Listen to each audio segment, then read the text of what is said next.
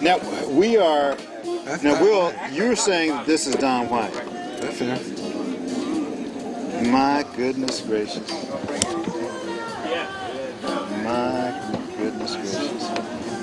Yeah, that's Eddie's wife, Jim Ingram. I mean, full time, right? Oh yeah. He's an accountant. What is his name? Oh my goodness, it's on the tip of my tongue. Eddie, walk with you. I don't know if you've But seen this young man is so handsome. He's so handsome. God damn, he's that. I mean, who is that brother? You know? Oh,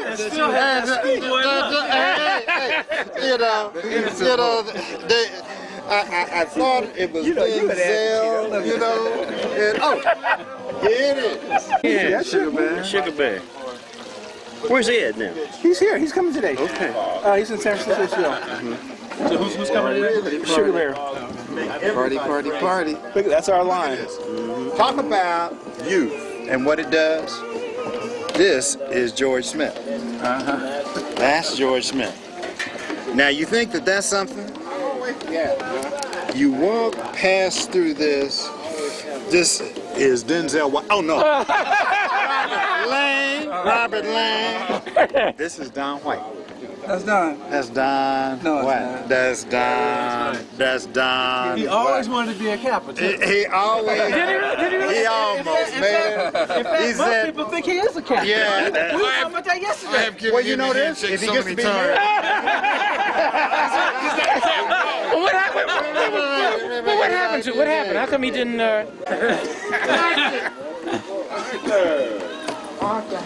Yes, indeed. How you doing? Good to see you, brother. That was a pleasure.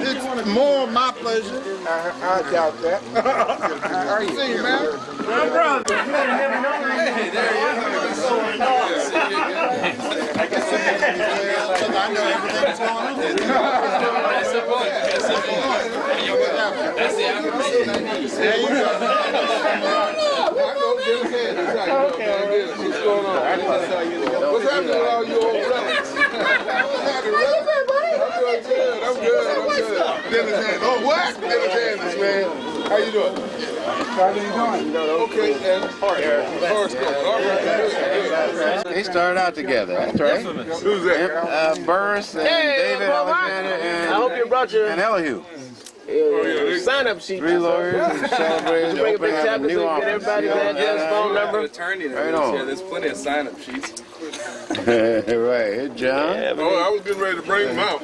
well, we should get that one of those tablets that everybody sign in and email address. Hairdo right. Elihu got his hair done Oh, and right. also you need to make sure you announce about promote the golf tournament. Yeah, October 31st.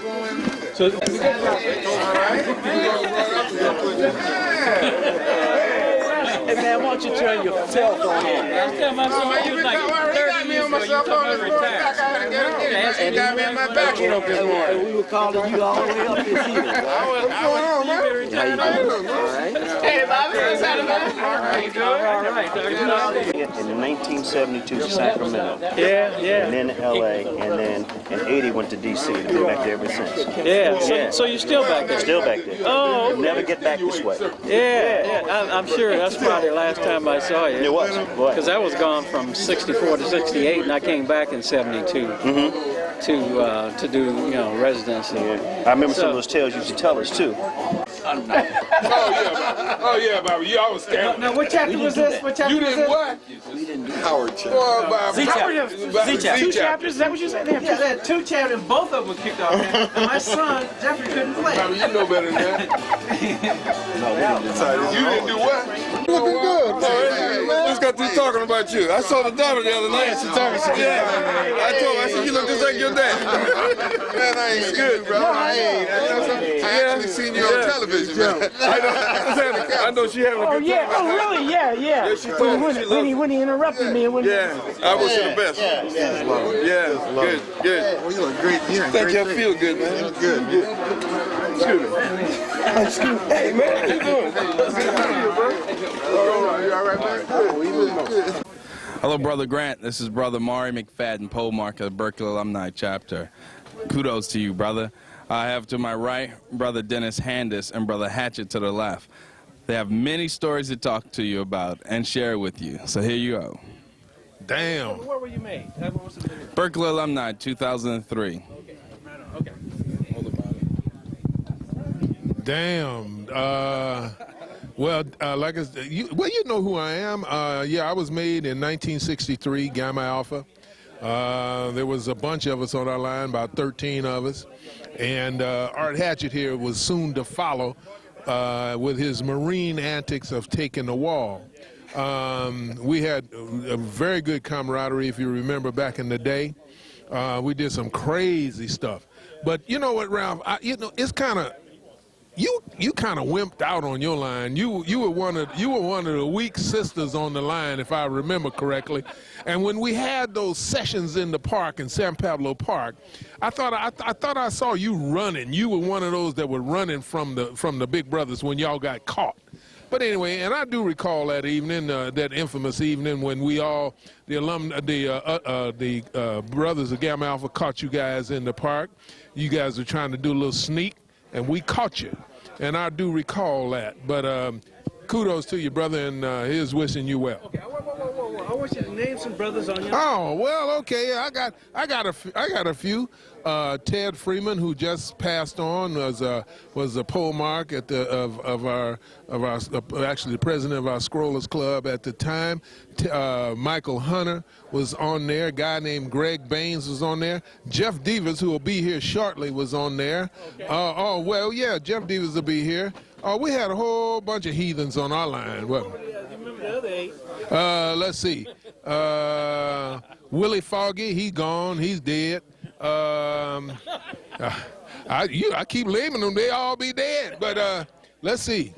Jeff Devers, Willie Foggy. George McGinnis. George McGinnis was on there. Ellis Orr was on there. Oh yeah, Ellis Orr was on there. I have no idea. Let's see. At this age, I get to be brain dead. Give it to Hatchett. Oh, this is gonna be pitiful because this is a Marine, and you know what Marines do? They tear up everything. Ralphie, Art Hatchett, Gamma Alpha 64, San Francisco State. We had a powerful line. Fred Stevens, Robert Harris, Lester McDonald. We also had Ike Dow and John Allen. We were some bad dudes, but I guess that the biggest thing that we did is that we brought class to the fraternity. We decided that it was time for some changes to be made. So we took the thing up a little bit to another level, started getting down. Made Kappa emphasize what it was supposed to be. Brother Diggs was part of us. He used to always give us a sufficient amount of messages. But our line was... Pole mark back in those days. Well, Ted Freeman... Way before my John time. Allen was pole mark, but you got him off at one time. Yes, you were. Yeah. Tried to be pole mark for a minute. You and Robert, both of you. Say so, I won't. Yeah, they tried to be a little pole mark, but you know, we had a combined leadership team because when we put our wits together, we was always ready. So we got down sufficient amount, as you know, and brought you in next with that good old line that just made everything else click together. I guess that what we all remember that kind of like highlighted our stay was our being in the business department together. We tried to get Fred to stick with us and not cheat and be hanging out with that Jap because he didn't work out too good, but he wouldn't listen. He thought if he got with us that he could get better grades, but we fooled him on that one too. School was cold. We rounded up a sufficient amount of millions, and You said millions. millions. Night fighters? Millions. Muggins. Hatchett was the keeper of fine money. Hey, somebody had to. They were full of money. There's no such thing as fine millions. Well, no, I heard that term. Hatchett was the #1 million man. Well, he was keeping around. He was the keeper of the The main thing is that it was a tough job, but somebody had to do it. I figured it was worth it just to make the dedication to the cause for KSI.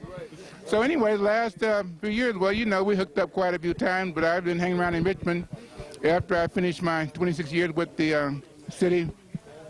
Last 6 years, I've been with the Greater Virginia Faith Program, building shelters and all kind of goods for homeless families. So life is still good, work is still hard, still a lot to be done, but we keep the old Noop spirit going. Things keep on getting better and better.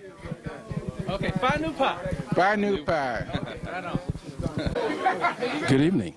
This is Lou Coleman, 67, Gamma Alpha. Robert Lane gave us a whole bunch of stuff to talk about. Butch, I don't know what the hell he said. See? That's why. But we have standing with me here, Will Ash. Brother Ralph, Grant, how are you? Is that legal? Can I still do that? Can I make signs? Okay, that's legal. All right, Ralph. Ralph is infamous because Ralph carried me across the burning sands. I want to thank you. 1972 Untouchable 4. It was hot, but Ralph carried me across those sands, and Ralph was Johnny Ash's first baseball coach. Thank you, Ralph. Right, I remember. Wait a minute, Robert jumped in. Okay, unexpectedly. Okay, who was on my line? Carl Brown was on my line. Okay. Don Thomas was on my line, and Doug Bennett was on my line. And we crossed. Story line. We crossed. Okay. February 16th. That's okay. 602. You know, mean 17 is all that stands. Mr. Kenneth Smith, one of the mean 17. RJG. What can I say? It's Kenny Ray. September 1967, you kicked my butt. Every time we thought you were getting married, going up to Reno, you called Horace and you never made it back. Okay? Remember that 1957 convertible hardtop Etzel that you used to drive around? Green, I watched it many times. In fact, Lou and I, there was 17 of us. Right. Take care, buddy. Love you dearly. Yeah, all right. Don't forget the Volkswagen. Oh, shit, yeah. The Volkswagen. Okay? Don't forget the Volkswagen. And here's the big brother. Who was on your line? Come on now. The mean 17, man. You want me to remember every one of them? Half of them are here. I remember half of them here. Robert Lane, the guy who's standing behind the camera. Bernie, we got Bernie here. We got Paul here. We got Ken. We got myself, of course. No. I'll give you the mean 17. We'll give it to him honorary. Honorary. You guys couldn't count that high. Honorary. Don't even talk to us, huh? Okay. They said I was on the mean 17. I was on the mean 17. These guys were All right, here's your mean 17. Are we on? All right. Barry McLennan. Okay. Johnny Wilson. Johnny Williams. Lou Coleman. Johnny Williams. L.U. Harris. Okay. Kenneth Smith. Larry Sterling. Walter Counts. Okay. Do. Okay. Herbie Augustine. Okay. Carlton Bad Rose. The brother in this Alabama, I can't remember his long, tall brother. Had a family. Okay. A bunch of kids. Right. And more kids than Robert Lane. No, that's impossible. He's lying. Johnny Wilson.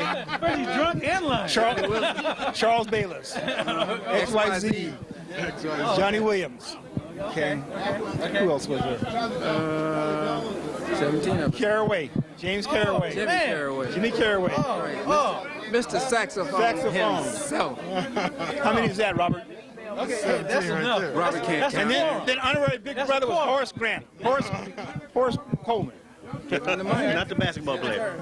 Okay. Hey, man, let go of my hand, okay? Hey, man, He said the bottom's gonna drop. See, there's a purpose to the madness. No duct tape. All right.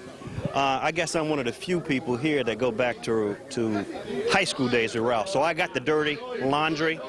I can tell you how a mean son of a bitch he was. You can edit that out if you want to. I saw him fire on a guy with a broken leg in the campus cafeteria that poured milk on top of his head. We used to play hide your girlfriend with cars, okay?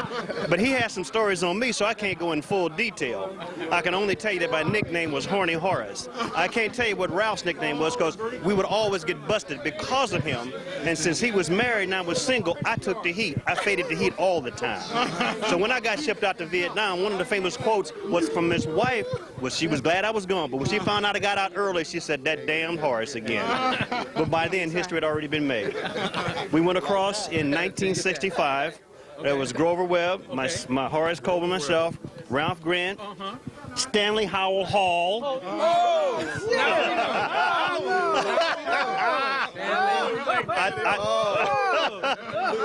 I told you I know the dirt. So, I mean, I forget the rest of the guys on the line. So, Stan wants to get even because I dropped his name on it, but I know the dirt. Stan. Please have another big brother. Bow your head. 64. Damn.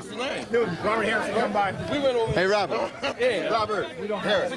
I want you to look at those, but I got to have it back because it belongs to Beverly.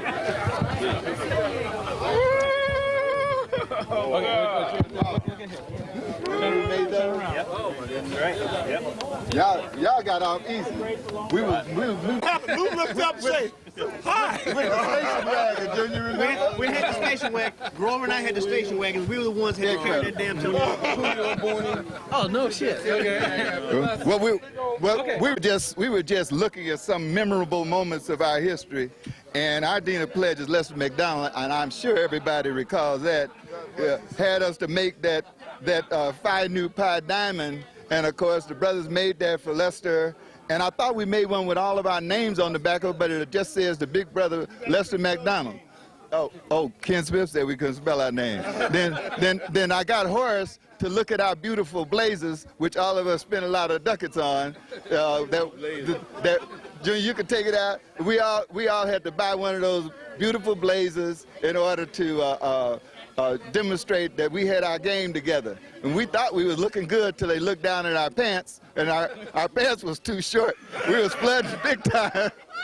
Big time. And on one occasion, some of us have been known to wear white socks with flooded pants. Are you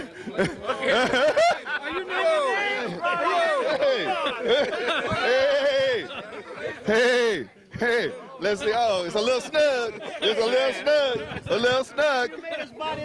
A little snug. Oh, man. A little snug. A little snug. But it is what it is, you know. Hey, it does still say Phi Nu Pi. All right. You're growing a little bit. Absolutely. I think I stretched out of my clothes. Okay, who was on your line? There was 9 people initially. Was it 8 or 9? Okay, 8 initially. One of them was blackballed. We're not going to say who that was. No, you got to say it. No, he was eventually made into the fraternity. I don't give a shit. You got to say it. Ooh. You put it out there. You put it out there. I need advice, counselor. I'm this heavy shit on my shoulders. I got to get. You gonna tell me. No, who this I'm reaching to my counselor. I have a wise counselor here. Counselor, would you advise me? Is that an appropriate thing to do? The brother who was blackballed, who is now a brother. He's now a brother. Are you saying this is secret shit? No, it's not secret. I'm carrying this. Who was it? Shit. I want to. This is history. Robert, let me finish telling my story. Robert. Right here is an original Kappa Alpha Psi honing machine. And we were told and reminded every time we saw one of these, Kappa Pine feels so fine. May I have another big brother? And that meant you were supposed to just bend on over and make it appropriate. Demonstrate. Yeah, right. Grover, take over. Oh, yeah. Bam! And as you can see, the paddle got cracked on more than one occasion. Where's my bag, man? This goes back in the bag. Robert walked away on that. Hey, Tommy, made it. All right, Robert got my bag. Okay, now who's on your line? Okay, on my line was Horace Coleman, Charlie Jones, Grover Webb, Chris Franklin, Gary Bazemore, Ralph Grant, myself. Yeah, right, myself, Stan Hall. And I'll tell you, the worst thing I could think about the whole pledging thing was being stupid enough to go and finding a 10-foot log, 12 inches in diameter, and letting that become our burden. The second most stupidest thing we did was to go to, you probably don't remember this, to go to that store in West Oakland Emporium. Someone we knew gave us our white pants for free, and we didn't have to pay for them, the one we had to go and dye when we were going on Pledge Week. I don't know what that was. They gave it to us for free. It was a discount. It was a discount. It was a discount. So no admission. No admissions. It was a discount. We got them on discount. And so that was a very interesting, wonderful time. I am not going to go in and talk about Junior too much, except for while Sugar Bear be running the women, he wasn't yet a member of the fraternity. Sugar Bear would attract all the women, and Junior would be the one leaving with them. Now the other two secrets I am going to tell. We got to tell this because Junior, they never found. Not on you. They never did find this out. We did a sneak of all places. He telling it all. At my house in Richmond, at my folks' house in Richmond, we had all the Big Brothers women, all of them, and we put them on the. Yeah, we did. We had everything. We had women. We had all their women. You aren't telling me. We had all your women. You got caught. Don't tell No, me. you never. I was running No, out. no. You know. You remember that See, story you I see told that? you they He was like, running? we had. This is one. We had all of your women, and guess what? Yeah, right. we had every, and we put. No, they was their real women.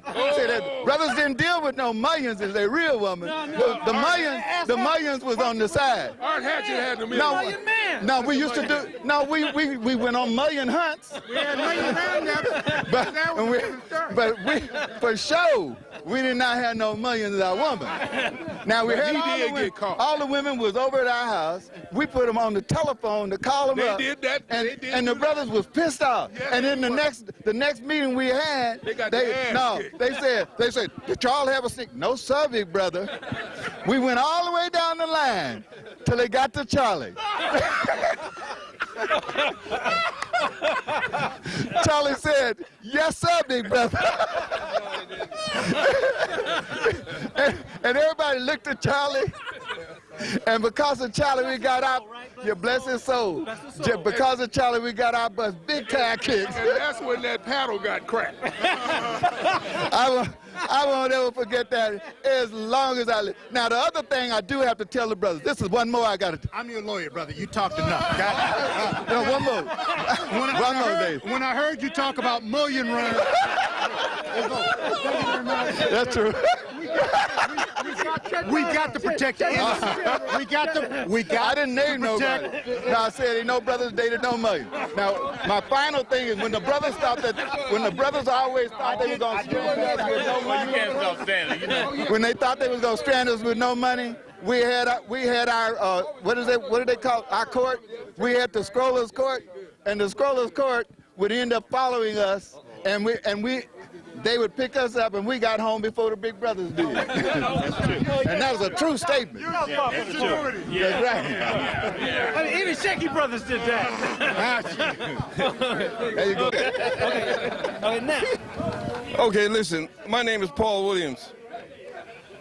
I went to school at UC Berkeley. Ralph Grant give me the name of Mau Mau. Whatever that means. Ralph was a good guy. Yeah, he was on that mean 17 line that made us. And those, What was the name of your line?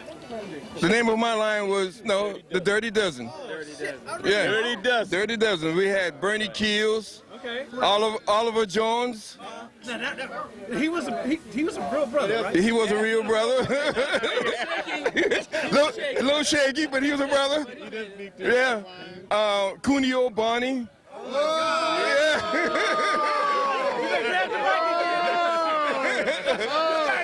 Cuneo story. No Cuneo. Too many. Jam. No tell. Cuneo once told me that he was a Polynesian guy.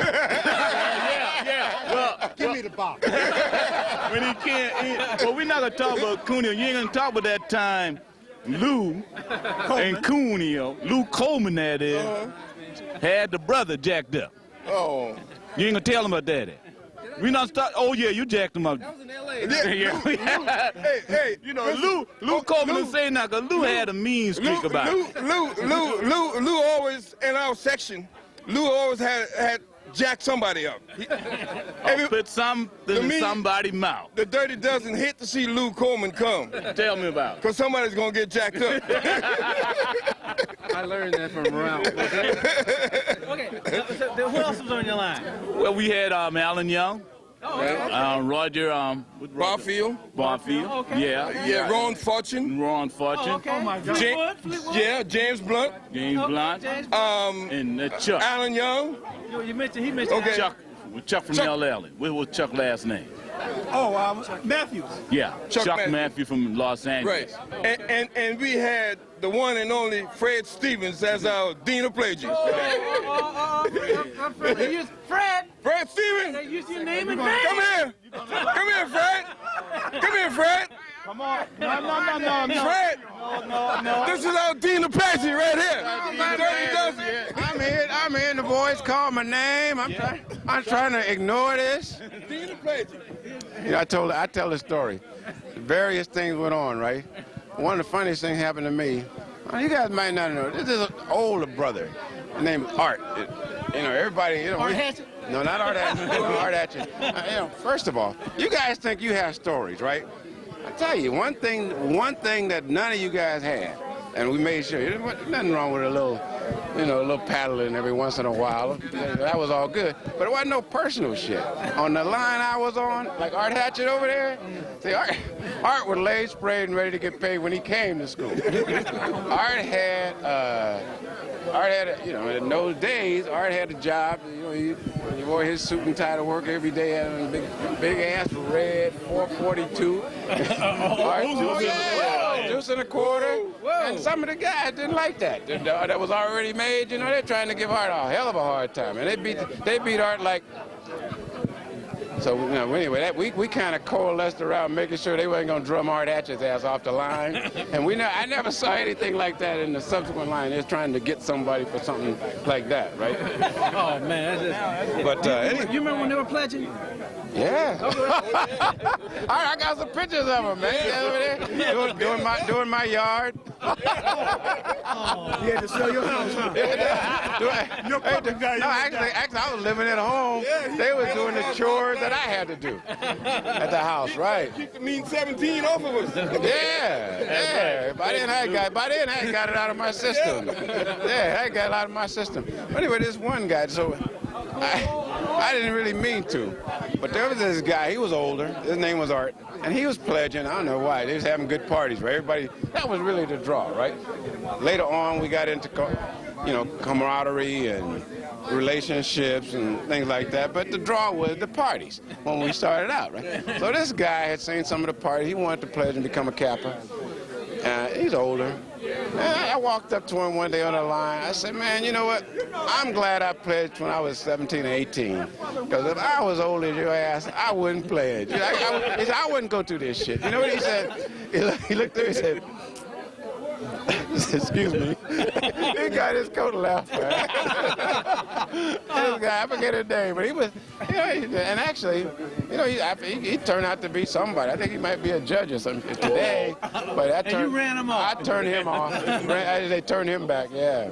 Yeah. What about Ralph? Tell me something about Ralph. Ralph was raw. In fact, one day, and they show you how good I am, right? I was going down the line, you know, doing these guys, just getting a little roughed up. You know, they ain't never hurt nobody. I did this, Ralph hit me in my mouth. Ralph Grant hit me in high school. Ralph hit me in my mouth now. Oh, really? Yeah, he did. He didn't. The statute of limitations has not passed on that kind of stuff. Pardon? The statute of limitations has not passed on that. No, man. We needed him. I just had to bite my lip and say, well, because we're trying to get this line across, right? Ralph and Horace and Grover and the boys. So, yeah, Ralph was a pledge and he hit me. Oh, he was pledged? He was pledged. Oh, he was the pledge? Yeah. I was made already. All the 37, Lou. Ken wasn't too far. Yeah, Ken, you and Lou, boy. Over that line. Woo. God. Okay. Yeah, right. Well, give me some memories of Ralph.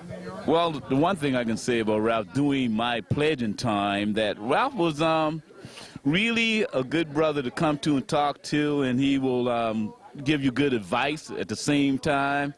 He's going to put mayonnaise down your mouth and smile at you, you know, stuff like that. Because I remember one time a brother was beating me in my chest, Sacramento and stuff, yeah. Hey, I'm a Kappa now, don't stop it. You know, and they was getting it, so he saw the brother beating me, and I started to water up after about an hour because it was hurting.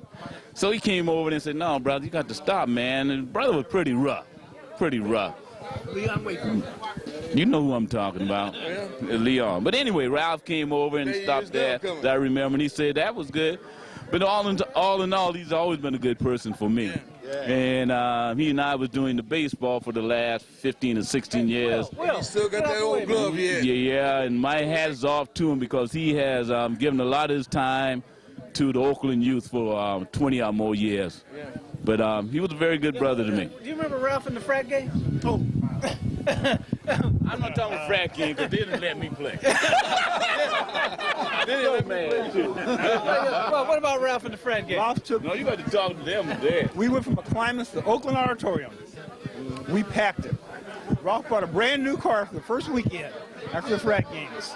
SS. That Volkswagen? That's Super Sport. Super Sport. Yeah, that SS. Yeah. Ralph, I remember that. Ralph imported people from Los Angeles, Frank Bailey from Arizona, and we won and we kicked butt. And the Alphas cried every night, Sigmas, Omegas got out of jail. Right. But how many points did Ralph score? Ralph didn't play after the game. He ride the I bike. want you to get to But him. he was dressed He was up. a role player. Ralph, He was a cheerleader. He was a cheerleader. Ralph was president of our company. He owned the basketball team. Cheerleader. He was cheerleader. That's why I brought you up. Yeah, he was a cheerleader. Okay. But Raph was a good guy. You know, me and Raph ended up being real close friends. You know, even though I went through a whole lot with the Mean 17, and I had to always go to Fred Stevens, telling him what these guys, how the Mean 17 was treating us. And Fred Stevens had many a nights where he couldn't sleep because he was worrying about how this Mean 17 was treating us. He didn't know if we was gonna survive. You know, he thought these guys were gonna kill us. We all went and got new insurance, medical insurance. Because after every session, we had one or two guys going in for medical treatment. The Mean 17 was bad. But Raph, all in all, he was a good guy. And we turned out to be real close, and Raph was like a brother to me. And I wish him the best in life. So you remember you guys ever chase women together or anything like that? No. Oh, wait a minute. We would have Bernie, the dirty dozen. We would have sneakers parties, right? And we thought we had some friends from the Mean 17. Johnny Williams and Ralph Grant, and among other guys. We would tell them about our parties, and they wasn't supposed to tell the rest of the guys because we let them come to our parties. But soon as we would have a session, the first thing would come out. Johnny would tell the rest of the guys that, you know, the Dirty Dozen had a party last night and didn't invite you guys. Oh man, what he did that for? They started bringing out the paddles and everything else on us.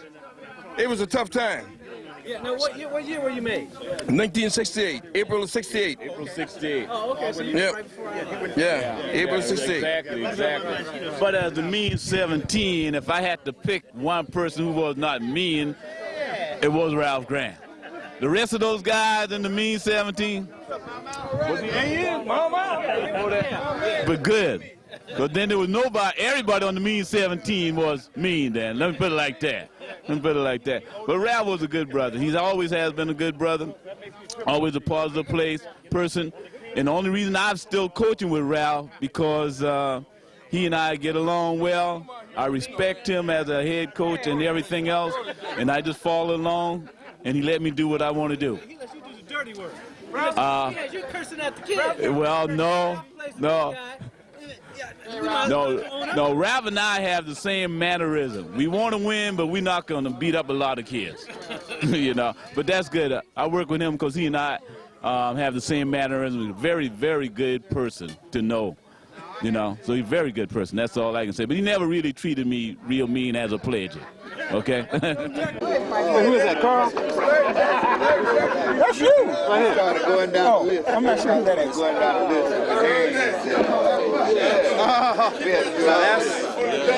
That is controversial.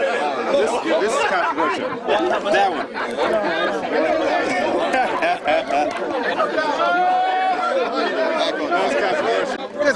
This picture here, That's a great picture, too. show it to the There's picture, another one in there, too. has been missing for 30 years. Who's that, Charlie? That's Charlie. This is after we won the championship one night.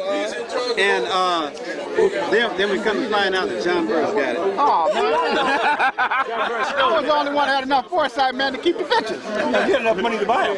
But there's a few pictures in here like that from the Kappa Berkeley. Hey, the Bear, see this picture? I'll show him what he's Hey, actually. Bear. Oh, yes.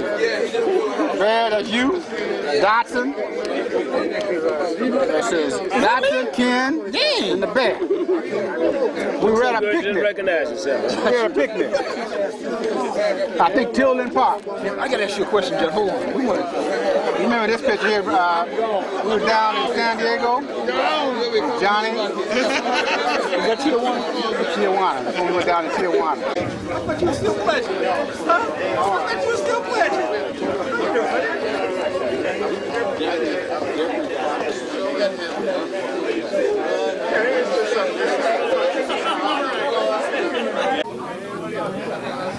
Ralph, this is Ron Clark. Also known as a sugar bear.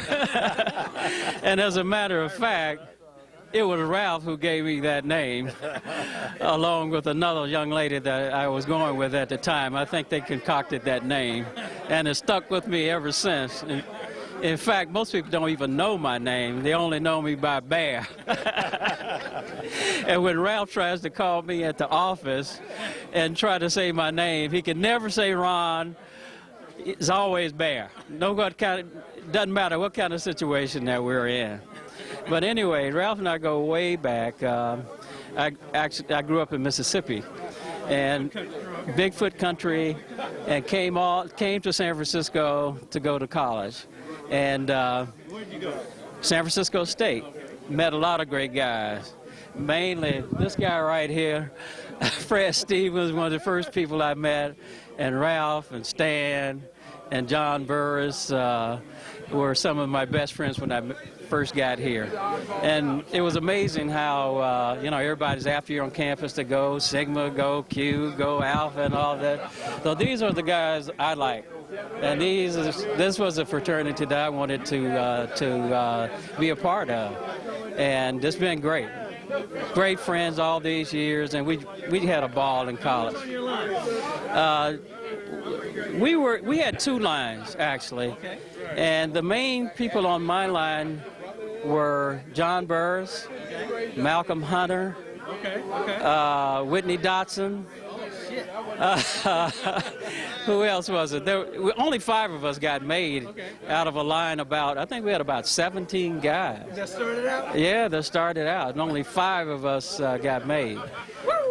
But that was a separate line, but at another time we were all together. Ralph was on the line, and Horace was on the line, and Stan. But those guys got made ahead of us, and we stayed back.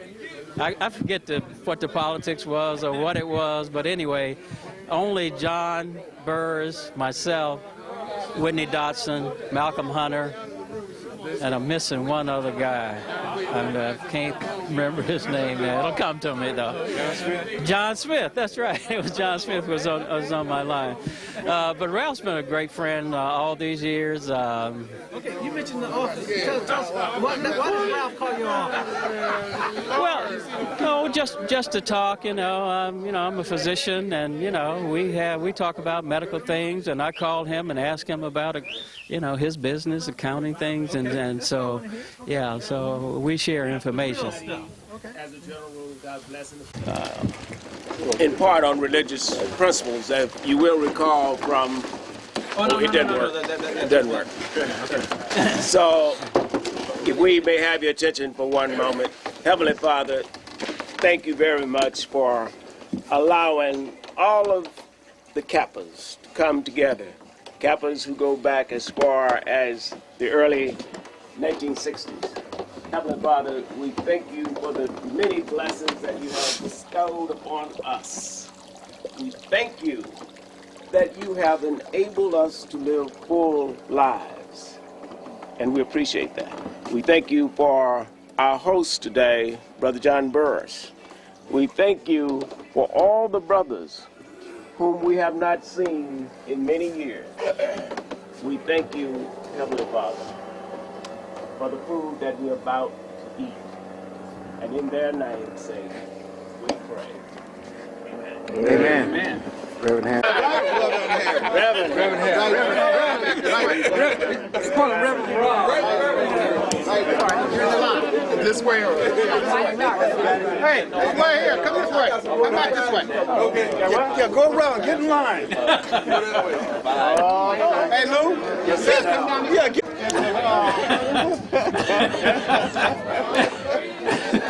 There you go. Yeah. What's going on? Sweet Jesus. Sweet Jesus. That's right. Sweet Jesus. See, there have been so many people talking about you, man. Really? Is it rolling? Yeah. One day we were at San Francisco State, and Whitney Dotson came running on campus one morning, and Whitney and a brother named Greek love white girls. Nothing wrong with that, of course. But anyway, they love white girls. So he came back, big smiling face, just like this, just like that. And she said, just left the girl. She called me, Sweet Jesus. Am I lying? No, that's man, this is on tape. I'm selling this shit. So that's how you got your name? Yeah.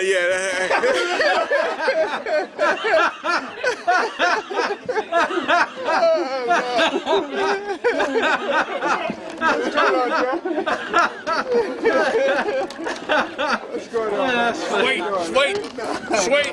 Don't say that no more. Huh? Sweet. That's it. You get back in town. In their element. That's in their environment. No, eating in line. That way you have Friday, Saturday, and Sunday to recover. Y'all want at 3 or after 3? And I said, well, maybe noon, 1 o'clock, it might do something. I'll call everybody else. And when hey, listen, if I go to this trouble to set this stuff up, y'all gonna be there. Oh, yeah, definitely. Yeah.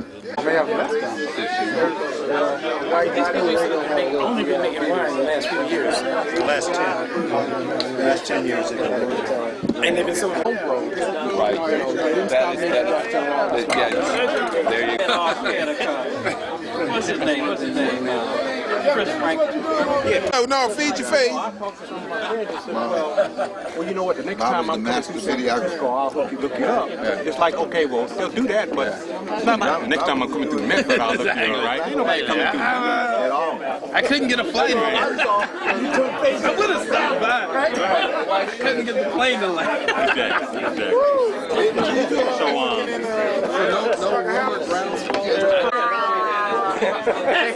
shake it down, right?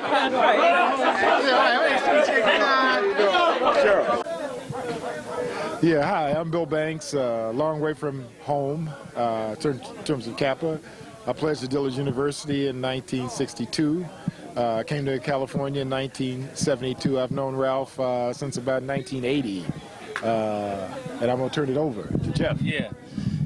And my name is Jeffrey Devers. I'm going to use Junior, too, because I have a son who's a third, so we won't get that twisted. Bill and I have a lot in common. Graduated from high school the same year, in 1959. Came into Kappa in 1962. Even though I just met this brother today, heard a lot about him at UC Berkeley. But I'm a Gamma Alpha chapter member.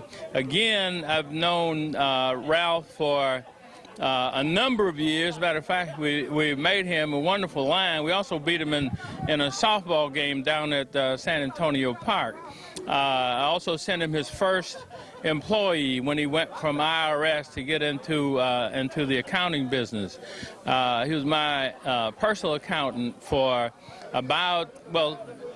ever since they started. One of the things that would happen every year is that I'd go into his office and he'd bring out these old pictures of a golf tournament that you'd had to look through this little screen, and it had him swinging and had me swinging. I don't know where he got the pictures from, but anyway, a long time relationship, wonderful relationship with Kappa, and a wonderful relationship with Ralph and most of the guys here. My line included a brother that just passed, Ted Freeman, passed a couple of months back. Arnett Caviel. We had a number of brothers. Dennis Handis was on that line, even though he got made a couple of years later.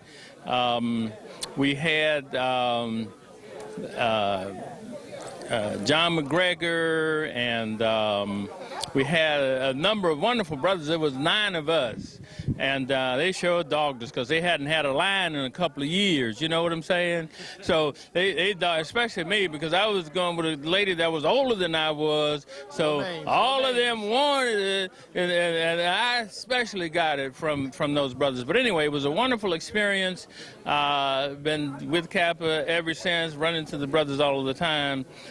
So anyway, just like to wish Ralph well. And I'm going to turn it over to John, who has been a brother that came across a line. Boy, you talking about crossing some burning sand. I mean, these brothers, I hope Lee Nails don't show up here because he's got a butt kicking coming.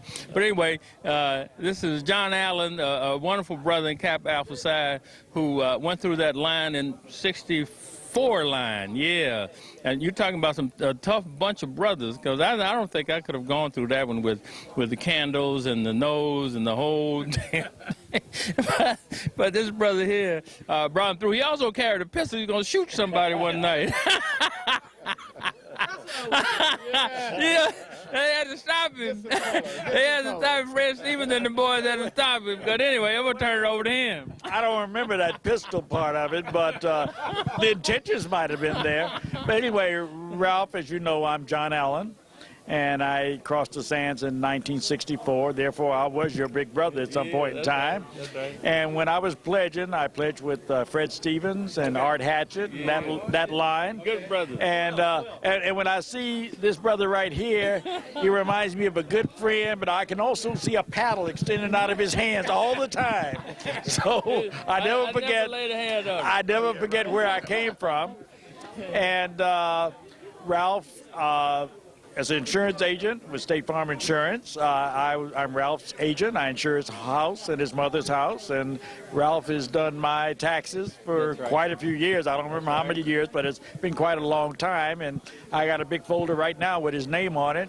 Hoping to see him in the next couple of weeks, and I'm rooting for him. Kind of late for that, man. Thank you. Kind of late for the taxes. Yeah, but anyway, just like to say October 15th. Oh, yeah, never too late. The next cycle.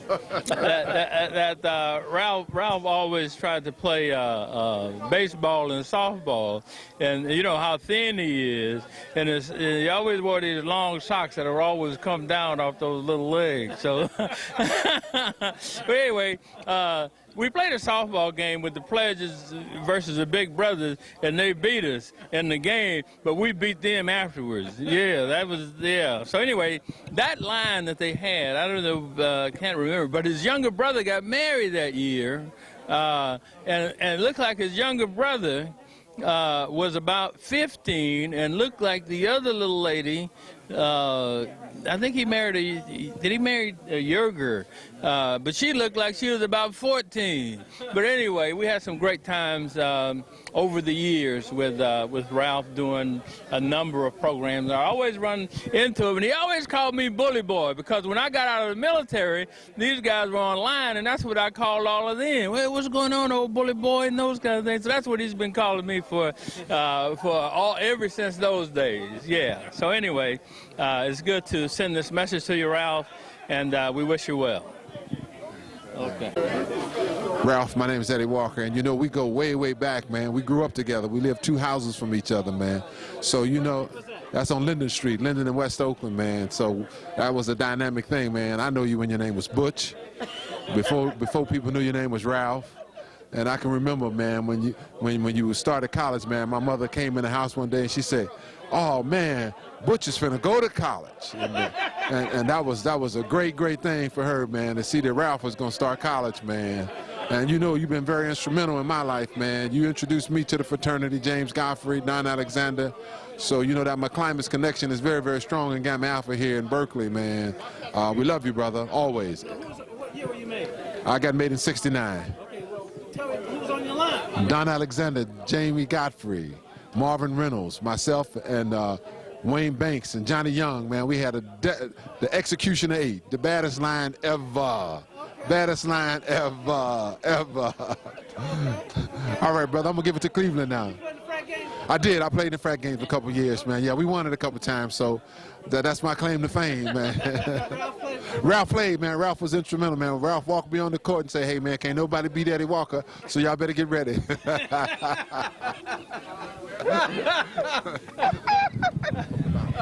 Okay. I'm Stanford Robinson, and I was made in 1967, May 20th, in fact, 1967. I am told our line was named the Great 8. I don't think that we really had a line name that we identified with on an ongoing basis, but that was our line. Dave Alexander was on the line, Mike Galley, Doug Brooms, Doug Taylor, Alvin Jackson, Gordon Brown, and then I'm sure I'm missing, Lonnie Daniels. And I'm leaving somebody out, I'm sure, but what I remember in addition to that line, which was our Berkeley line, we had a line that we kind of merged with near the end of our pledge period in Sacramento, with people like Darrell Wilson, I believe his name is Darrell Wilson, and Leon Wafer, and I think his name was Doug Cunningham, but I remember his last name was Cunningham, and what I remember was that he played professional football in the Canadian League, I believe. And anyway, he played for the Saints for a very short period of time. But while we were pledging, what I remember of Ralph was, because I didn't grow up in this area, I didn't know him as well as a lot of other people. So I remember him just being around all the time during our pledge sessions and kind of quietly urging us on, and quietly but seriously, and making sure that we were, as people might say today, on our game, so that we knew what we were doing and we were keeping our unity. And that's what I remember about Ralph. With the men from K-side, we come to serenade you. With the men from K-side, with the men from K-side, with the men from K-side, we come to serenade you. All right, brother. All right. All we're trying to do is see if we can remember. Well, word. That's the problem.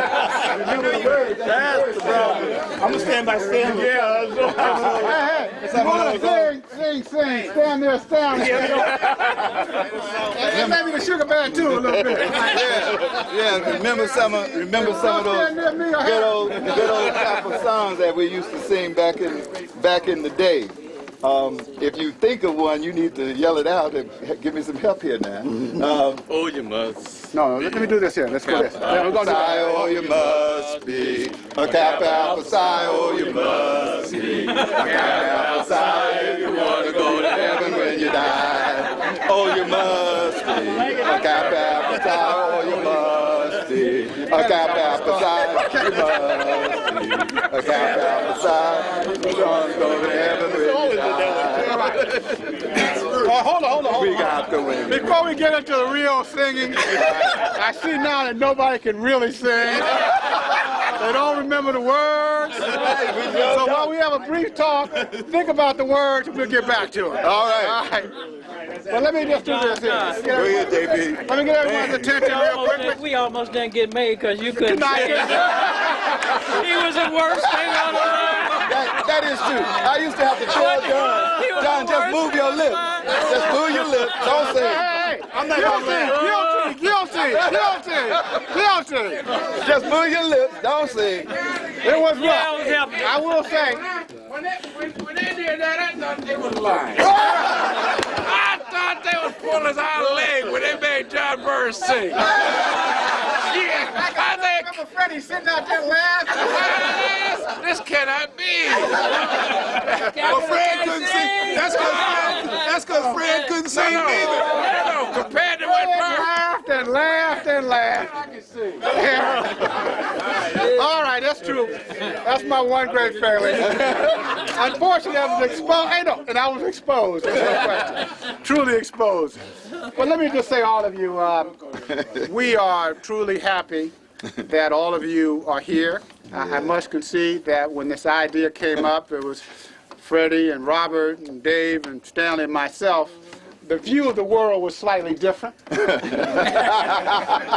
had all received, and I'm sure like you, the great shock about Ralph, and we were truly horrified by it. But as you can see, as time passed,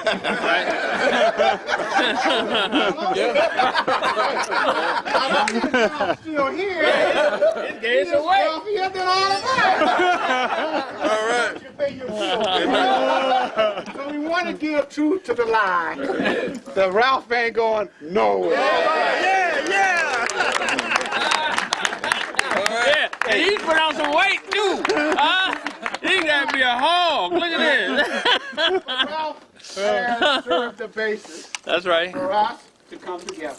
Right. And, it's had, sometimes good things, law of unintended consequences. And what has happened here is all of us have come together, many of whom we have not seen in many years. That's right. Long time. So it's very good that has happened. Yes. So I'm thankful for all of us and that we're here and able to celebrate and enjoy the fellowship that we not only once had, but we're having today. And some of us we see at the Black and White. So it's all very good. So to the extent that we were able to do it, my wife, Cheryl. All right.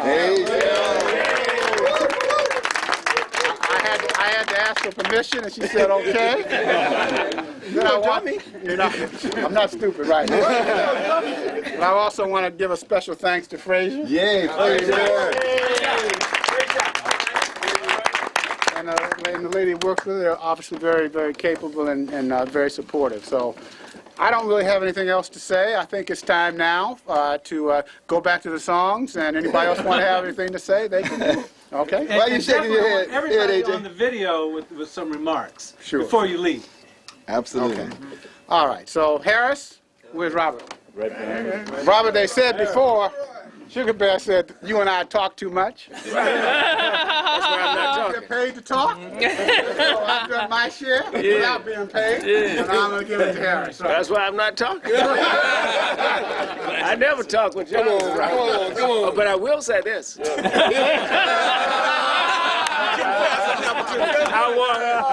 I want to introduce the pole mark of Berkeley Alumni, Brother Maury McFadden. All right. Who's going to make a brief pitch about the golf tournament on October 31st. And I know there are a lot of... I thought you were going to talk about getting active. That's second. That's number 2, Jim. That's number 2, Jim. Yeah, we're going to start a chapter. We're going to start a chapter of inactive brothers. We've been trying to do that for 40 years. Okay, Brother Mac. That's a good one. Yeah. Chapter of inactive. All right, go ahead. Well, again, as Brother Harris mentioned, October 31st at the Sequoia Country Club is the Berkeley Alumni Charity Golf Tournament. If you don't play, the way we set it up is that you can just come out if you pay. Just in case some dissident dogs show through, and I just hope Lee Nails don't show up. I just hope Lee Nails don't show up because John Allen and Fred Stevens and Dennis Handis and all the rest of them got a butt kicking coming for it. All right, Jim. Retroactive, too. With interest. Yeah. Why don't we do this? Stan, why don't we do this? Good idea. What we like to do is this. Let me once again thank John and Cheryl for opening up that beautiful, lovely home for this occasion. And let me also thank Robert. Robert Lang, who is videotaping all of this, and it will be made available. We do have everybody's... For all financial brothers. Hey, Rob. That's the way to pitch, Rob. Is that the actor right there? I can't get one.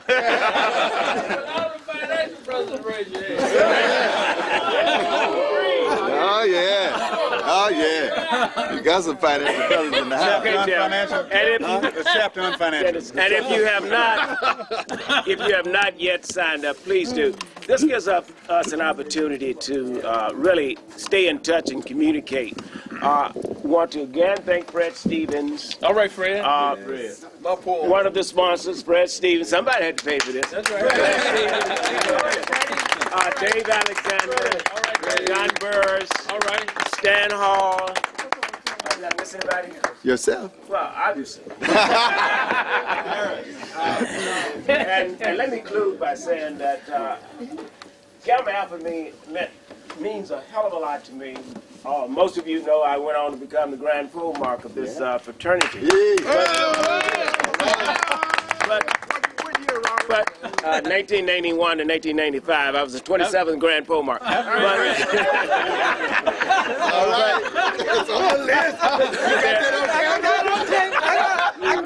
There are two things really that needs to be kept in mind. Gamma Alpha and Berkeley Alumni Chapter, they were directly responsible for that. So I really do want to make an appeal to all of the brothers to really consider coming back to Berkeley Alumni Chapter. Just look around. You can see what we can accomplish. Yeah. So with that, I want Stan to just sort of lead us in a few songs, and then if any brother wants to make any comments, that's up to him. No, I'll wait till after. No, Fred, come on. Wait a minute. You paid money. You got a right to talk. No, this ain't about the money. I just said a couple of things. Everybody, there's a personal plug. There's a personal plug to our former grand pole mark, Brother Robert Harris. Yes. Who also had the pleasure of being on my line. Yeah. But more importantly, and pleasure. And I know personally, the story that I wanted to share, I think is okay, is my son became a Kappa. All right. Wouldn't have been except for Robert Harris. That's true. Because he was pledging down at UCLA, you know. We know how the boys in L.A. are, right? Always been. So they was doing him like they do everybody else, and he was going to be, I didn't understand, they got a lot of ghost Kappas in L.A. Because they always, how do you call them when they're ineligible? Underground. Okay. But anyway, in L.A., you more times ineligible than you eligible, right? So unfortunately, just about the time my son finished pledging, or was about to finish pledging, they killed him. I mean, the boy died at Alabama. Right? Boy died at Alabama. Missouri. So about that time, Brother Harris was at the helm of the fraternity, and he had to do what he had to do. Here the brother. So Robert had to go around the country and, suspending people here and there and everywhere, and he got down there, so got UCLA, what are you suspending him for 6 years or something like that? So I said, Robert, I talked to Robert in a minute. Robert, what can we do? So Robert was good enough Robert was good enough to find a chapter somewhere in Southern California that wasn't abusing people, that he hadn't suspended, and he allowed our son's whole line to go to USC and get made. They all appreciate it. Both the chapters. If it hadn't been for you, we wouldn't have been made either. All right, okay, here it is. Now we got about 20 brothers here that are inactive.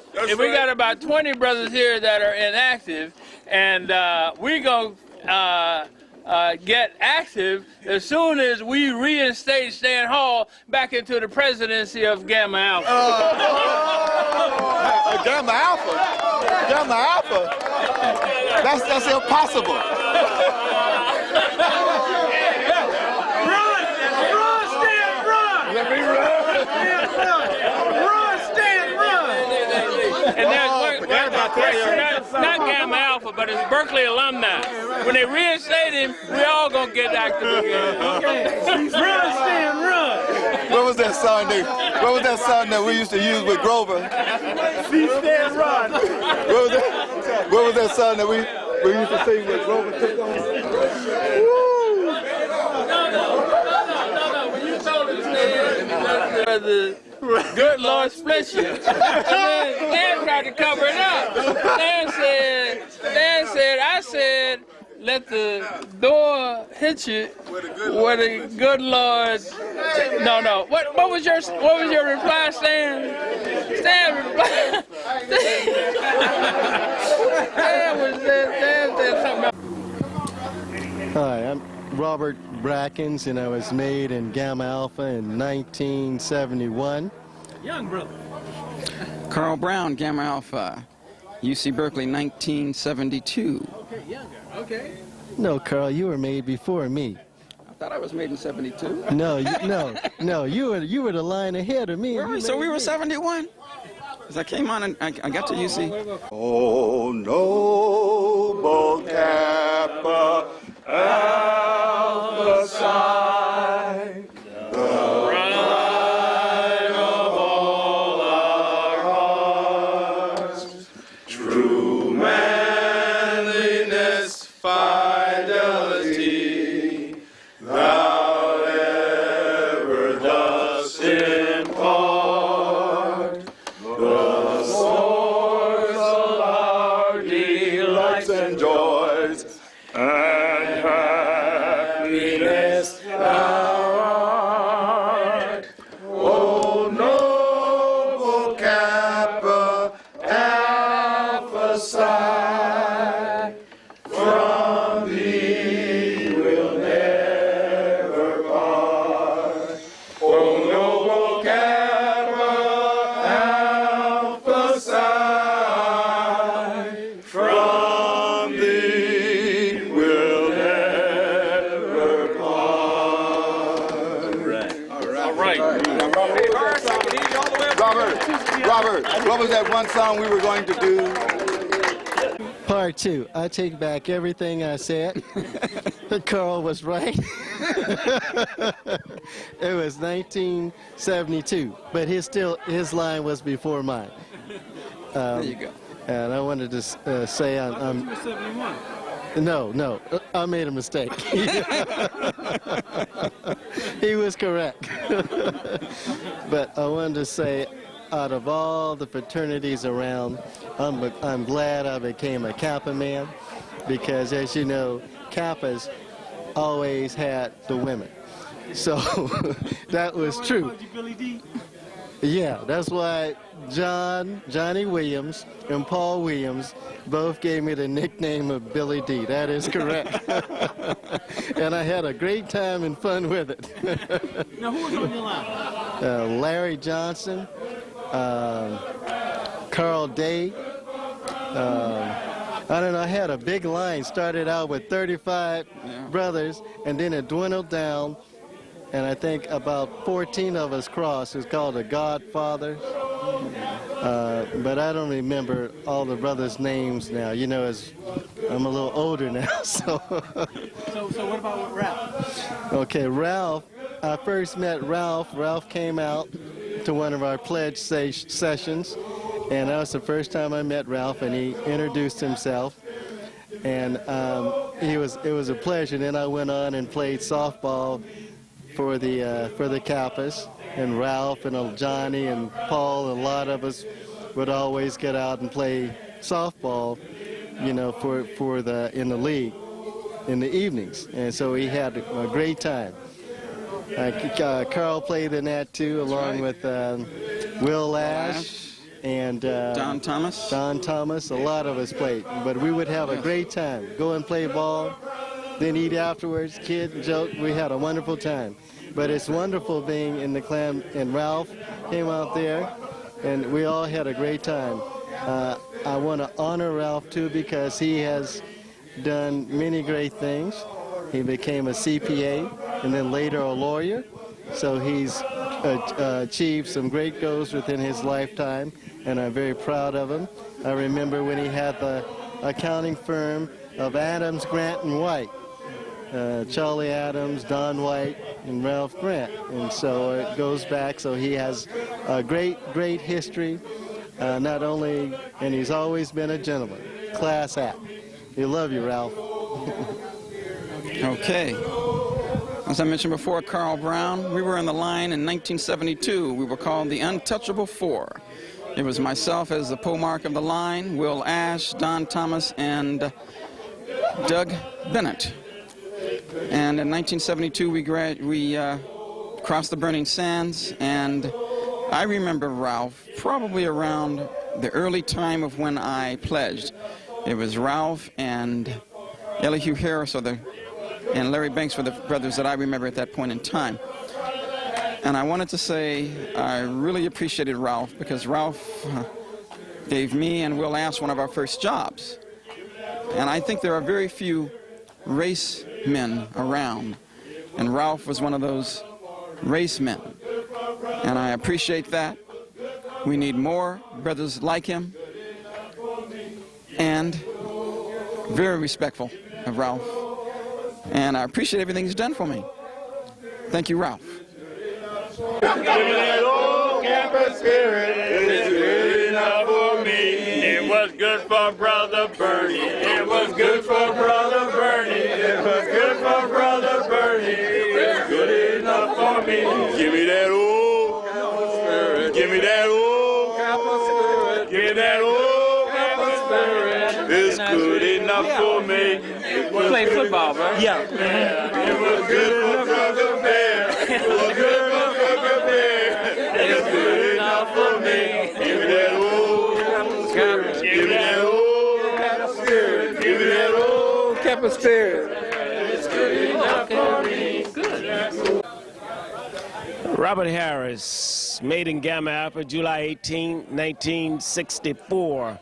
Some of the people on my line, actually, who started out with me were Fred Stevens, John Allen, Art Hatchett, Walter Brooks, several others. I can't remember the names now. Lester McDonald, who is deceased. Matter of fact, Lester and I did not make it with the rest of them. We got into academic problems at the university because of staying out too late pledging. So we had to come over alone, the two of us.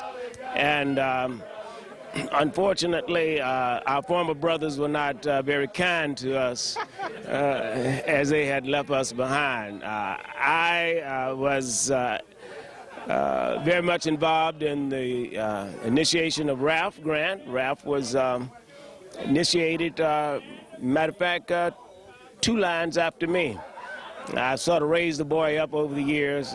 He's done well, good man. His wife, Gloria, known them essentially since college. At their wedding, I believe I was even a member of their wedding party. So long ago, I can't remember, getting old. But Gamma Alpha has been very, very much a part of my life. As I was indicating to the brothers earlier, Gamma Alpha gave me my my real boost in the fraternity, and ended up as Grand Pole Mark of the fraternity, and that is just great. And now everybody's happy because they see Edmund Rouse and Elihu Harris coming in late.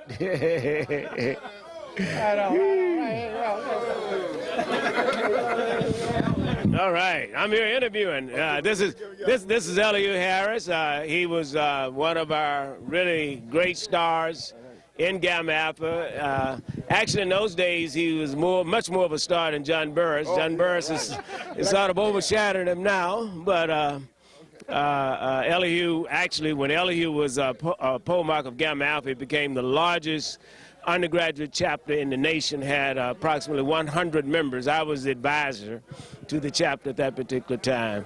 And let me pass it off now to a person who just loves to talk. I'm very shy, but here's a person who is not shy, John Burris.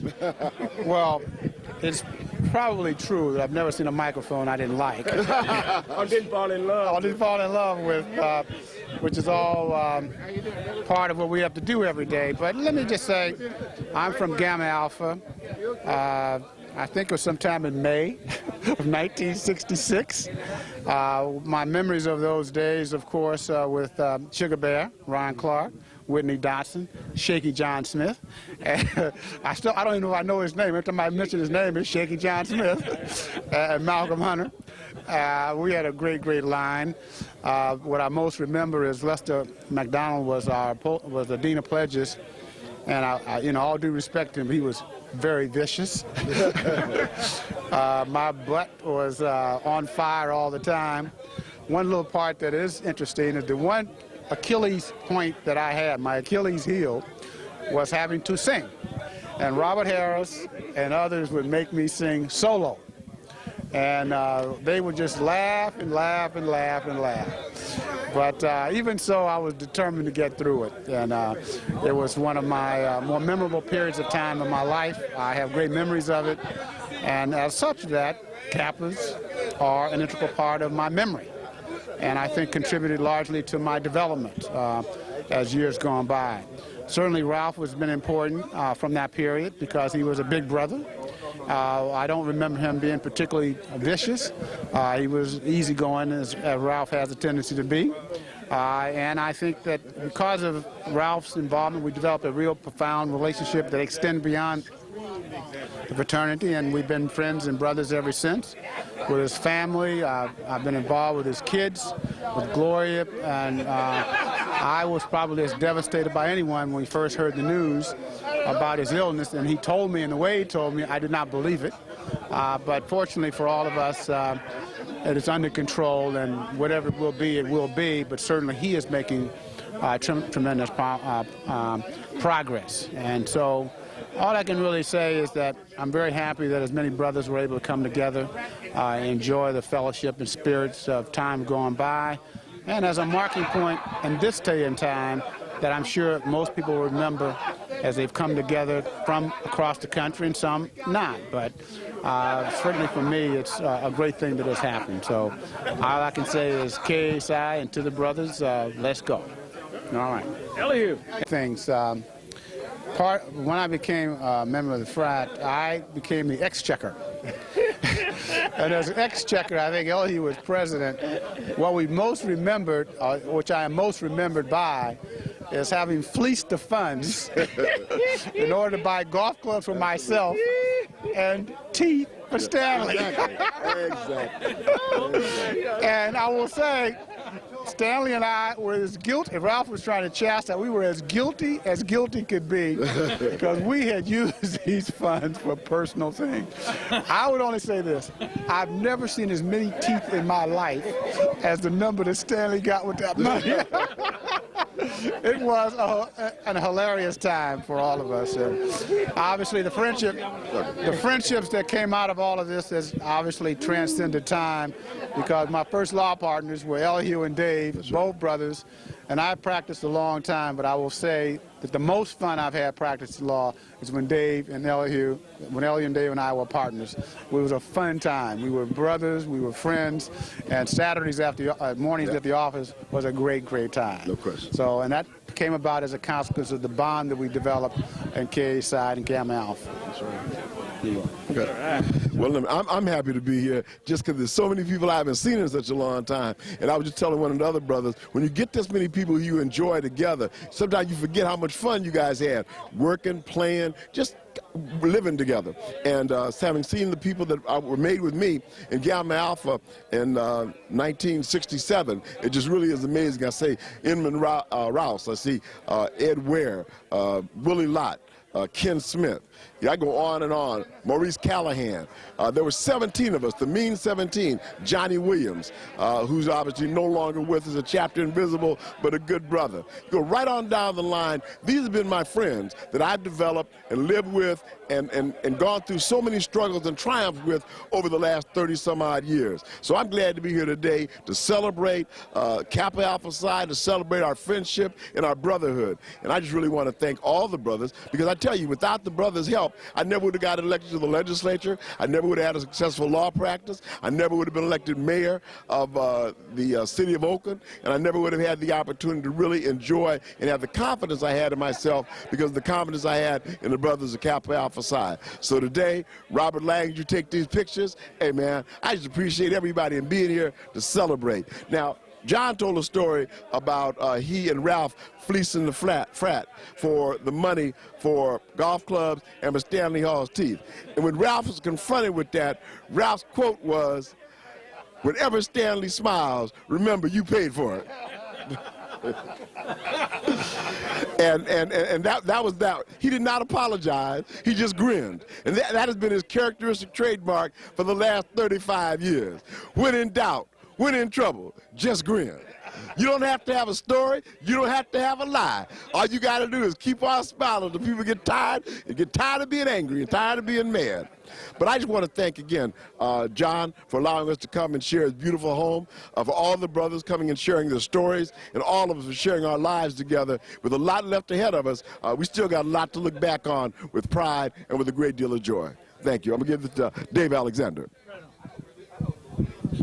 It is absolutely impossible to follow the great Elihu Harris. Elihu has been an inspiration to us, and he has helped this city and this state immeasurably. My comments are on a different facet of this reunion. This is a reunion of people with whom we have shared our youth, our precious commodity, what we get once in our lives and not ever again. And the life plays a trick on you. It gives you these times, it gives you this joy, but it does not guarantee that you will ever have it again. But life makes you this bargain. It says to you, though you can not be guaranteed your youth, if you are very, very careful and very, very persistent, you can maintain your friends and your memories. This meeting is about friends and about memories. And I'm very, very thankful that we have the great Robert Lang to preserve our memories. Hey, how you doing? Lynn Smith. This is Dr. Lynn Smith. He's from Gamma Alpha. I think he was made the same year that I was, because we were line brothers. My name is Dr. Larry Banks, and this is Dr. Lynn Stanford Smith. We were both at undergrad at UC Berkeley. And on my left here is the Dr. That's Inman Al Ross. Oh, okay. Big Brother Al Ross. Oh, that's how I remember that too. Okay. But my behind don't really. I mean, you know. Oh, you know how I can forget. But Brother Ralph, well, let me go back over here. Come and help me out, Brother Lynn. We were called the Survivors 9. Survivors 9. Made June 20th, 1970. 1970, and that was, I think we pledged longer than any line in the history of Gamma Alpha. Thanks to Big Brother Al Ross and his crew. Right, that is true. Mean 17 kept us online for a very long time. Brother Alpha made us, though. They did.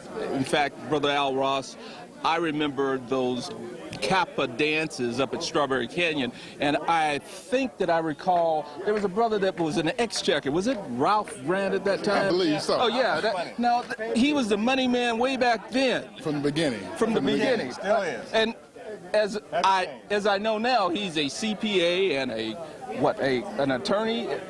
Boy, the man has just not let any grass grow on his He's multi-talented. Multi-talented. So I just want to say that, you know, if without Ralph, I wouldn't have been a Kappa. He's been my baseball, basketball, sports junkie from the day one. Ralph, you are responsible for everybody standing here outside of Robert Harris for being a Kappa. We love you and we appreciate it. Thank you. And I'd like to say, Ralph, I basically, when you go into an organization, when you go into an enterprise, sometimes you select a role model and someone that you pattern yourself after. And I may not have ever acknowledged this, Ralph, but when I went across the burning sands in 1967, Gamma Alpha, with your brother, Ken, and a number of other illustrious individuals at that time. Okay, Ken Smith, E. Mason Harris, Johnny Williams, Ed Ware, Charles Bayless, many, many more. And in fact, I still have a palette list of Mean 17, and I just can't bring them forth now because it has been almost 40 years. 40 years? Well, Brother Smith, tell me what you can say about that Survivors 9. That's just what we did, survive. Because we Larry Banks, Kenny Richardson, Joe Price, the Dickey brothers, Elton Brown. We couldn't. That was 9. It was 8. We can't figure out who the 9th one was. We're still trying to figure that out. But Ralph should know because he was responsible for it. Right on. Ralph, I just want to thank you for all the love and attention that you've given me and the confidence by sending your entire family and all the people that you know to my office as well. Thank you again for the support, and I appreciate it. Thanks, Ralph. Thank you, Ralph. Maybe it's kind of loud over here. I'm Willie Jeffrey, the #1 of the fraternity. I was known by my dress and I was known by my ride. And I came into Gamma Alpha in 1968. My big brother was Larry Bell. He was a hard big brother. And the other person with a dynamic duo was my best friend. It was a 20-year policeman, Andrew Woods. I want to tell you about Ralph. I always kind of envied Ralph because Ralph was taller than me. Okay, I was better looking, but he was taller. That's what I got to say. Okay, my name is Zealous Wiley. Made Kappa at Fisk University, Nashville, Tennessee in 1957, Alpha Delta.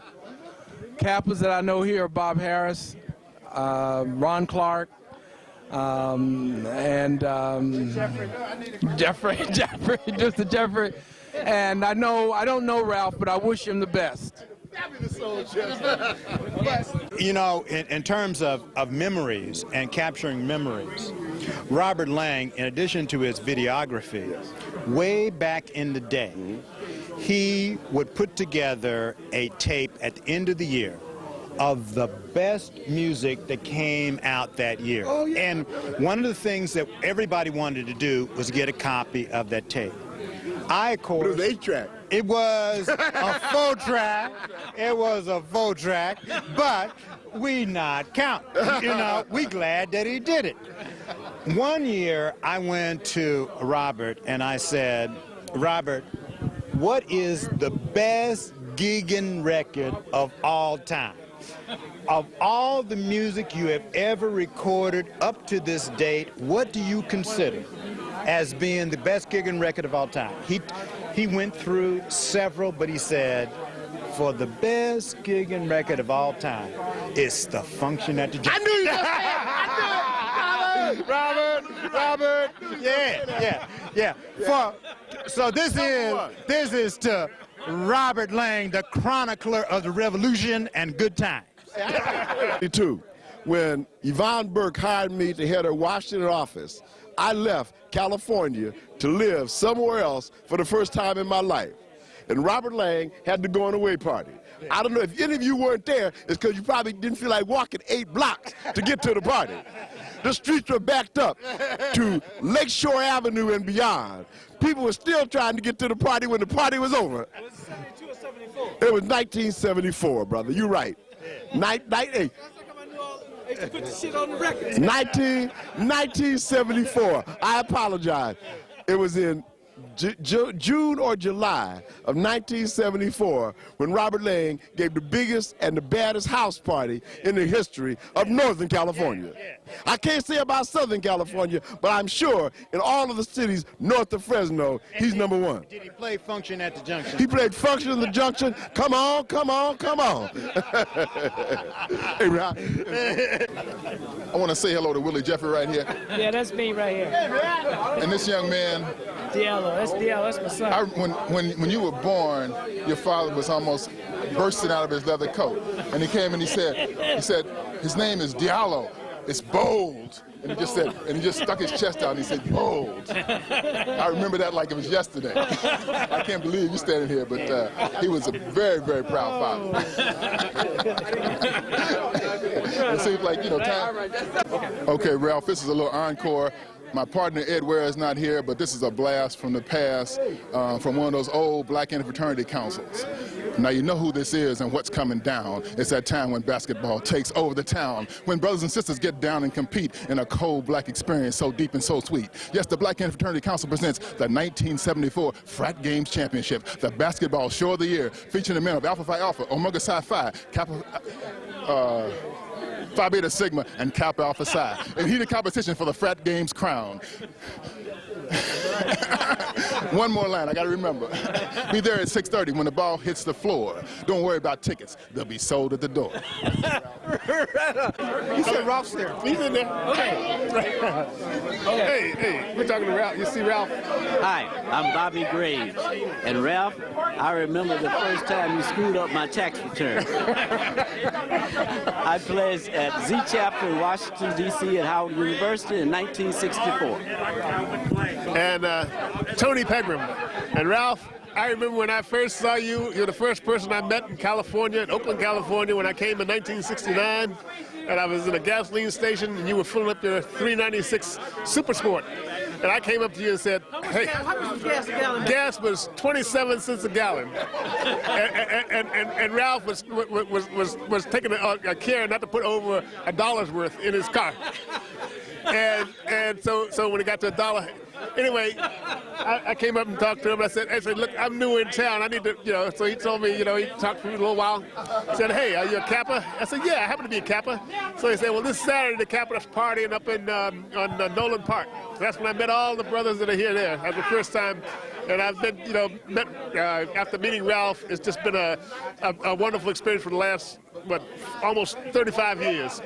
So my hat goes off to Ralph, who introduced me to Kappa Alpha Psi in California. I'm originally from Washington, D.C. I pledged in Delta Phi chapter in Fort Wayne, Indiana, and the Indiana Institute of Technology back in 1967, something like that. But glad to be here. Glad to see all the brothers. That was a mean set. That was me. Playing the drums. Oh, yeah. I have fun playing drums. Actually, if the Kappas ever need a band, just let me know. We can get it. You were in a carnelian room. Oh, yeah. We were doing it this top-notch show there. Did you know the chef at the carnelian room is... Stanley reaches back in the last week, slapped me on the forehead, laughed so hard, and it rings down over my face. And I'm still smiling. Wait a minute. Then all of a sudden, pain started radiating down over my face because the reaction time of that wine has slowed it down by about 10 minutes. And all I can do is bust up crying. That wasn't the funny part. He went home and he said, Mommy, tell her, I'm fucked up. Miss Harris looked. She picked up the phone and called Robert Harris. Oh yeah. Hey, but I want to get this one on camera. I want to tell this. I want to tell this story. I want to tell this story again now. Now, John Burris and Whitney and Malcolm Hunter and John Smith were on the line together. And the brothers used to say, we're going to whoop your ass until Whitney get that smile off his face. and so they would whoop our ass to death, and Whitney never lost that smile on his face. That smile was always there, and every time they would just kill him. Just like it is right now. That's it. What's going on, man? How you doing? All right. Good to see you. I want to hear more about the sweet Jesus. No more. No. I know. remember. Remember that guy? What was his name? Claude? Claude. He was a Kappa. Claude Wilson. Claude Wilson. Yeah, okay. Yeah, right. Light-skinned brother, right? Not too light. Yeah, okay. I have it on tape. I got the story. Yeah, it wouldn't be too good for the Brothers that I really connected with right off the bat. I mean, we had a tremendous relationship, and he was very supportive behind the scenes. For me, I do remember that we had a friendship that kind of circumvented everything else that was happening during the time that I was playing. So Ralph is. When did you play? 1966. 66 we got made. Yeah. So we kind of started pledging like in '65. Yeah. Right on. Where'd you go to school? San Francisco State. Yeah. Oh yeah. San Francisco. Oh yeah. And Ralph was one of the brothers out of West Oakland. And I think at the time it was a number of brothers out of Oakland, but West Oakland was a place that I remember associating Ralph with. Yeah, West Oakland. Yeah.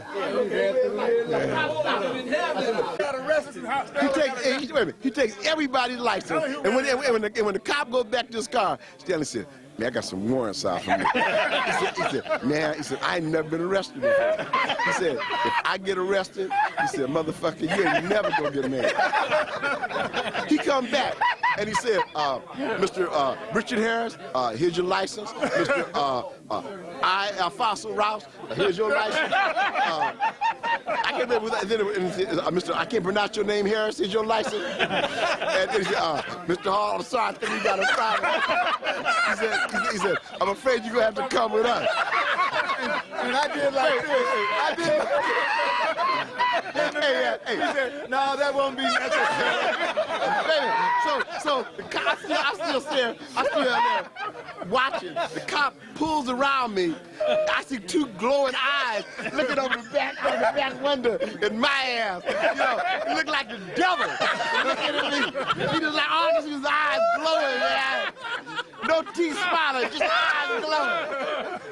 So wait a minute. So then, about 3 weeks later, we having a pledge party. And I'm dancing with this girl, and I'm slow dancing, and my eyes are rolling to the top of my head, and I'm grinding with this girl. And Stanley leans over and whispers in my ear, "Your ass belongs to me." And it wasn't the girl. I told the girl, "Excuse me, I gotta go sit down." He said, "Stanley, you ain't never gonna get made." He said, "You might as well quit tonight and save yourself all the unnecessary pain and embarrassment. Because I guarantee I'm gonna break your ass." So I tell you, man, you had to be there. You had to be there. We're gonna reinstate Stan. Yeah. Yeah, man. I know. Is that Richard? I know he's been open work for city, but yeah. Oh, yeah. Matter of fact, I saw Richard going into the city building downtown, and sometime around the cross street. Yeah, he was going. I saw him. Okay, boy. You can give my number. All right.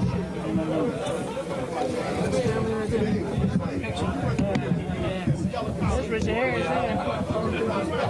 You were here now, because you remember we tried to, you remember we were pledging and Elton Brown used to pass the ball line, and Elton Brown caught a large ball. Our line, everybody was sick. Elton had a whole gallon of cheap wine, and he poured it out. Red Mountain. It wasn't cheap wine. Red Mountain. It was cheap wine.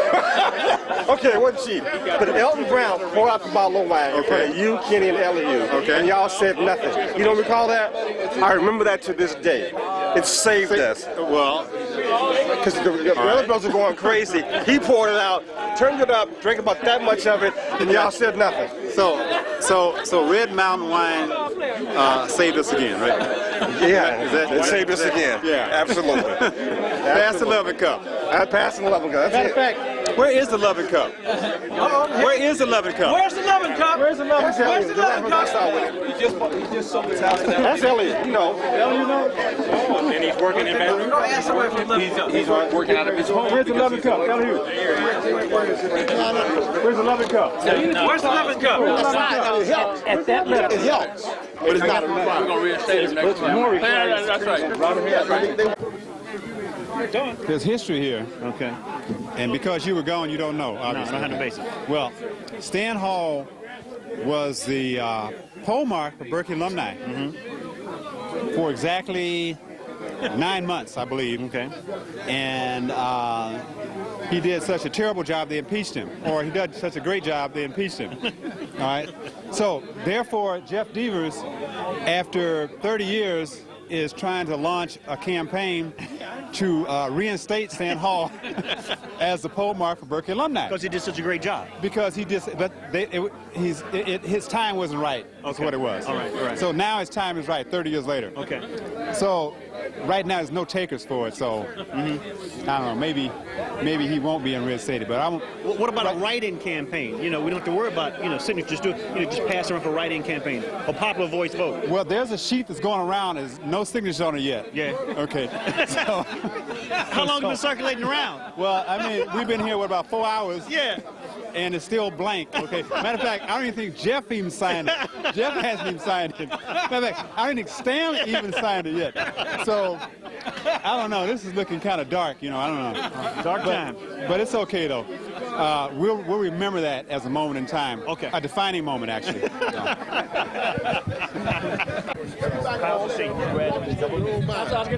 He registered in my mind too. Get me to return some merchandise. Go ahead. Well, tell us about that story. No, that was the story. I can't remember the story. Rest of the story. Okay, you're on now. This is Ken Smith. He's not Alvin or Larry. Alvin Jackson. I was made in May 20th, 1967. Gamma Alpha chapter, of course. I was brought to the fraternity by Mr. Ralph Grant and who else? Horace Coleman, Grover Webb, a few people like that. We went to McClymonds together. I met Ralph in the 10th grade. I knew Horace and Grover in the 9th grade. So my name when I went over was Grapes. That was given to me by Stan Hall because my brothers couldn't finish the wine, but because of the consequences, I was more than willing to drink the Kappa punch. Anyway, I'm going to let my brother say something now. Okay, I'm Larry Jackson. I crossed in November of '68. I also came from McClymonds. And that's one of the reasons I came, because I saw all those guys that graduated before me, including my brother, Ralph, Grover, Horace. They all went to Kappa, and so I kind of got the feel for it from there. One of my Lion brothers is taking a movie right now. Who's that? What's your name again? No. And then I'm looking around. I don't see no brothers here from our line. Well, I see Steve McClendon a lot. I saw him at the baseball game. I didn't see you, Robert. Okay. No, I'm talking about the Kappa game when we went to the A's game. Okay. Let's see. One of the nice things about the day was seeing all the brothers just having good camaraderie, singing the Kappa hymn. Haven't seen your moments. Definitely haven't seen your moments. Also seeing Horace here, Horace Coleman. Horace and I go back to Lowell Junior High School as well. Both of us live in West Oakland, and I didn't expect to see him here. My brother flew out from D.C. to be here for this thing, so that says a lot about the bond. So it's been good. It's been good. All right. I just wanted to get you two together. Okay. All right. Thanks, Robert. I know your name. I didn't want to see. I want to see where you were going with that. I could forget you. Arrogant 8. There you go. Here's a good one. And nobody got anything bad to say about Ralph, right? It's hard. Everybody know about Ralph and all that good baseball, right? Let me have this here. I had a good experience with Ralph. By the time we used to coach Little League about the same time, and my kids had a good challenge because I had these, you know, I had them other kids over from North Oakland, the white boys from North Oakland, and since I knew Ralph, we would arrange a scrimmage. Yeah, once a year before in the preseason, right? And our kids, we knew they was better, right? So, but you know, kids are kids, man. About the third year, and we were going up to Greenman. We went down to Greenman one year, and I remember it was a cloudy night. Ralph's boy, Bayless's boy, they were tough kids, man. They had blasted us. They had about 6, 7 runs ahead, and they took them out. Yeah. So then you caught up. Took them out. Yeah. And the rules were they couldn't bring them back. So, and my kids, they was hustling, they was hanging in there, and finally they caught up. And now Ralph's team was so competitive, they had, you know, they just competitive, they had tryouts. So Ralph had his the potential players' parents umpiring, right? Hey, wait a minute. So this got to be. I mean, it was like a rain-threatened night, dark, and we figured. I think there's gonna be one more inning.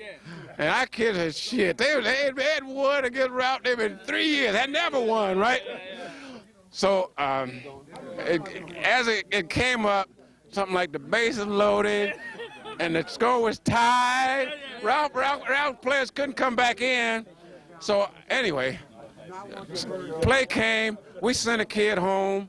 Kid slid in home, stomped the guy, got on the face. Look at it, slid in home. Yeah. Ralph's guy was up on. Look at the guy said, I mean, it was a play. The guy said, out. And man, everybody there died. Everybody just fell over and laughing. This guy, he just tried to get his kid on Ralph's team, right? This man was out. The man was safe by what, 2 or 3 feet. And the guy looked around. He looked over at Ralph. And he looked down. And the guy said, out. Yeah. No, Freddie, tell us about the golf clubs. We didn't get the golf clubs? What golf club, man?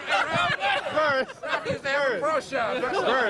Burris. You need John Burris. John. Hey, John, come on in and tell us about the golf club. Well, let me tell you the real deal on the golf club. The real deal on the golf club. Now, it is true. Okay. So, I was trying to learn how to play golf. Yeah. Jeff had golf clubs. Fred had golf clubs, but I didn't have none. Yeah. And I'm the treasurer of the money. We had a big fundraiser over at Parley Ballroom. That's right. A lot of cash. Yeah, a lot of money. A lot of cash. Yeah. So what happened was, I take the money. Yeah. I put $5 over here for the frat. Yeah. And $2 over here for me. So $5 for the frat. $2 for me. Yeah. So by the time the night was over, I had enough for some golf clubs. So then Stanley comes up to me and say, you know, Stanley, don't talk about the golf club, but Stanley has some personal issues, right? Yeah. He said, man, you know, that's our money, right? I said, well, man, that ain't our money, that's the prize money. But I had already got the golf clubs, man, so I couldn't deny Stanley some personal shit. Yeah. So Stanley said, man, my teeth is bad, man. I said, my teeth is bad. So Stanley said, look, I got a deal over one of these tooth-making places, right? I said, okay, how much is it? Right. So I said, Stanley, I can't give you none of my money, but there's some more money over here. So it was $5, so I went over there and got $1 or $2 per one. And so I had enough for Stanley. So we get the meeting and Ralph calls for the question. What happened to the money? And so I said, well, Stanley, somebody knew I had golf clubs, right? But no, I don't have no money. So I had to confess. I mean, I didn't totally confess, but it was clear I had some money for the golf club. I didn't say where I got it from, but I did get it. But it was clear. But Stanley and I, well, it was clearly a loan. All this was a loan. This wasn't like straight up theft. It wasn't fair. Yeah, it was a loan. No, it's still To get Stanley teeth and use some golf clubs. Yeah. Now we're gonna pay this back, Yeah, right? okay. But it never happened. And I felt bad about it for years. Today. For years, How about right. today? Well, I don't feel bad today, you know. But for years, for 5 or 6 years, I was in much pain. Man, Stan was so handsome, man. Stan was handsome. He come to the meeting, man, smiling and stuff. So we were all happy. We were all happy for Stan, and I was happy for my golf clubs. That's a true story. Now that is a true story. You know, so no question. Guilty. I didn't know it was tied to the teeth. It was tied to the teeth. I didn't know it was tied to the teeth. No, my conscience got to me. I said, well, I'm gonna take this for the golf club. I gotta help somebody else out. So I had to help Stanley out. That's what happened. So now you know that. And did that lead to the impeachment? No. I never was impeached because I never admitted. Right. Hey, we just didn't have no money. I never confessed. So Stanley's on his own. What happened later? I don't know what happened later. I wasn't here. I wasn't here, so I don't know what happened. We went back to volleyball room. We had another party. Yeah. But I will say this. I vowed that I would never, ever be a treasure again. And I never have been. What happened to the frat game, Al, come here. Al, come on over and tell us about the frat game. We need it.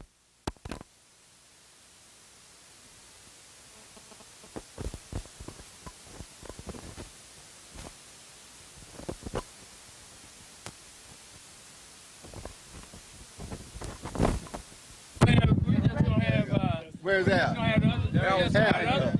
Al, just go. Put the rap. Yeah, I want to introduce Ed Ware and Al Rouse for the Black Interfraternity Council. Yeah. Hold the battery. Yeah. So what happened at the frat game? Now go on and do that. Okay. I'm gonna do a flash. Okay. Okay, I'm gonna do a flashback. What about the Kappa power buttons? Yeah. I have some of those. Okay. No, do the commercial. Do the commercial. You were on the button. He's gonna do the commercial. I already did the commercial. No, do it for everybody. Okay, I'm gonna do the commercial again. I don't have Ed right here, so you have to imagine Ed's part. Yeah. But this is the 1974 Frat Games Championships. Yeah. I'm gonna do it from memory, and that's not that much left. Anyway. Now you know who this is and what's coming down. It's that time when basketball takes over the town, when brothers and sisters get down and compete in a cold black experience so deep and so sweet. Yes, the Black Interfraternity Council presents the 1974 Frat Games Championship, the basketball show of the year. It starts featuring the men of Alpha Phi Alpha, Omega Psi Phi, Phi Beta Sigma, and Kappa Alpha Psi. Right. It starts at 6:30 when the ball hits the floor. Don't worry about tickets. They'll be sold at the door.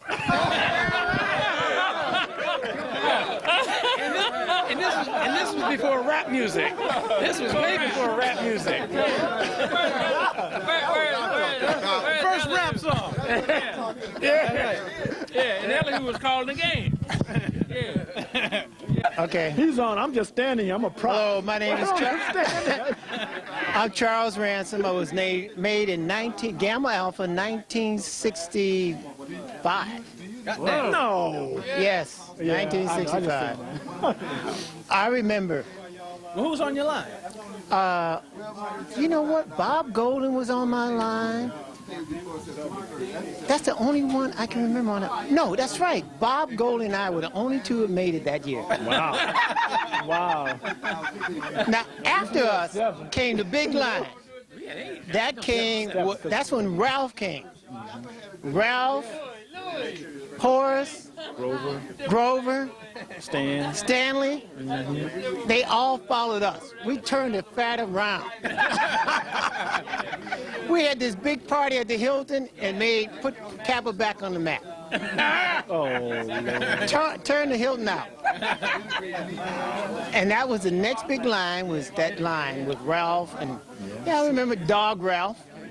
I mean, I can remember him and Horace. Oh, and Grover. Grover was in that line. Yeah, that was a big line, man. That was a big line. So, they're still around. I'm still no, I'm not the oldest one here. No, Dennis left.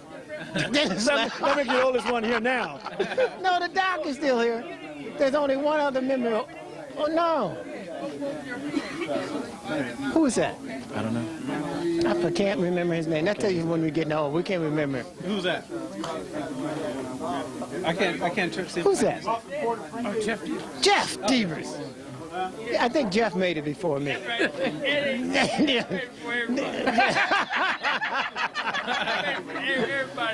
ran. Right. Still got some of those cards.